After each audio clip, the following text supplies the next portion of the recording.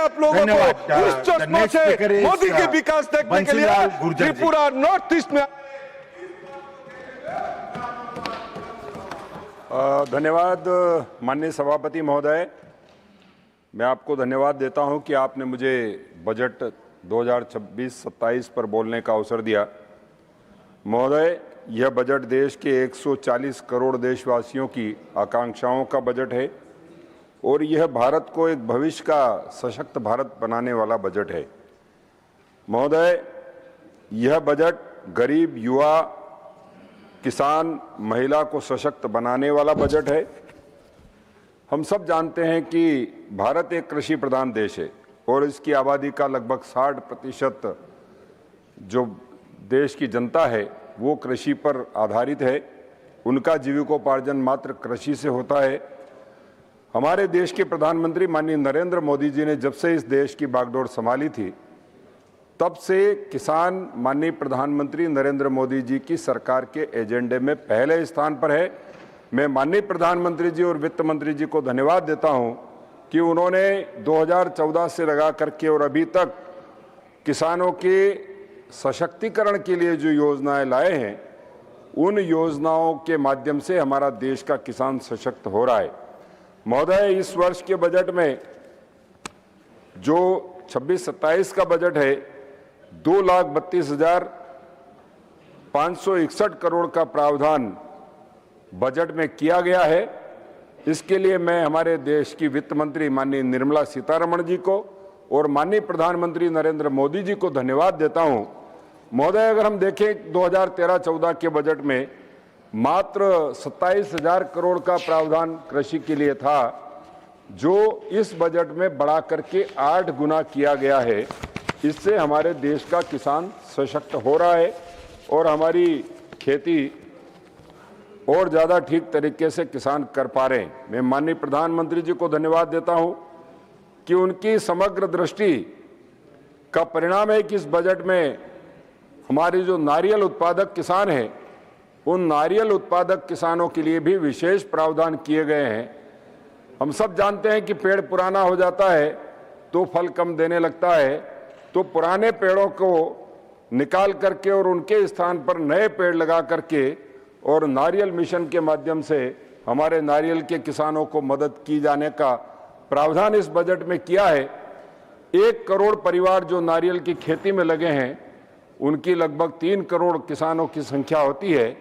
इन 3 करोड़ किसानों को और ज़्यादा मजबूती देने के लिए इस बजट में प्रावधान किया गया है।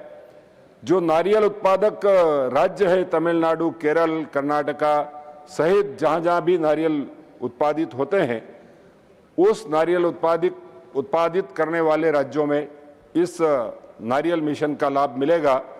महोदय, नारियल बोर्ड को और ज़्यादा सशक्त करते हुए भारत सरकार ने नारियल बोर्ड के लिए 37 करोड़ रुपए का प्रावधान इस बजट में किया है। इसके लिए मैं माननीय प्रधानमंत्री नरेंद्र मोदी जी को और निर्मला सीतारमण जी को धन्यवाद देता हूं कि उन्होंने नारियल के किसानों की सूध ली और हमारे देश के नारियल उत्पादन में एक महत्वपूर्ण भूमिका ये बजट निभाएगा। महोदय, हमारा जो पशुपालन है वो खेती में एक सहायक धंधे के रूप में बड़ा योगदान करता है और जो कृषि से आमदनी है हमारे किसानों की, उस आमदनी का 16% कृषि में पशुपालन और डेयरी का योगदान होता है। तो पशुपालन और डेयरी के लिए इस बजट में 6,363 करोड़ रुपए का प्रावधान किया गया है, जो 2013-14 के मुकाबले 4 गुने से अधिक है। मैं माननीय प्रधानमंत्री जी को धन्यवाद देता हूं कि उन्होंने दूध उत्पादक किसानों को और पशुपालन करने वाले किसानों का भी इसमें सहयोग करने का काम किया है। महोदय, डेयरी को सशक्त बनाने के लिए, पशु चिकित्सकों की संख्या बढ़ाने के लिए पूंजी सब्सिडी योजना प्रारंभ किए जाने का प्रावधान किया गया है। इससे दूध उत्पादन में सहयोग मिलेगा। महोदय, भारत आज विश्व का बड़ा मछली निर्यात करने वाला देश है। मत्स्य पालन को भी भारत सरकार प्रोत्साहित कर रही है। मछुआरों की समस्याओं के समाधान के लिए तटीय क्षेत्रों में मूल्य श्रृंखला सुदृढ़ करने का प्रावधान किया गया है। इससे मछुआरों को पूरी कीमत दिलाने की व्यवस्था होगी। महोदय, मछली पालन को और सशक्त व सुगम बनाने के लिए इस बजट में 500 जलाशय बनाने का प्रावधान किया गया है, अमृत सरोवर बनाने का प्रावधान किया गया है। यह कदम जल संरक्षण, ग्राम स्वरोजगार और पोषण सुरक्षा तीनों लक्ष्यों को एक साथ साधता है। उच्च मूल्य वाली खेती को बढ़ावा देते हुए नारियल, चंदन, कोको, काजू जैसी फसलों के लिए विशेष सहायता का प्रावधान किया गया है। साथ ही 2030 तक भारतीय काजू कोको को प्रीमियम वैश्विक ब्रांड बनाने का लक्ष्य है। महोदय, मैं माननीय प्रधानमंत्री जी को धन्यवाद देता हूं, माननीय निर्मला सीतारमण जी को धन्यवाद देता हूं कि हमारे देश के नागरिकों को सशक्त करने के लिए धन्यवाद। एक सशक्त बजट लेकर के आए हैं। नेक्स्ट बहुत बहुत धन्यवाद। भारत माता की जय। लेप्सा।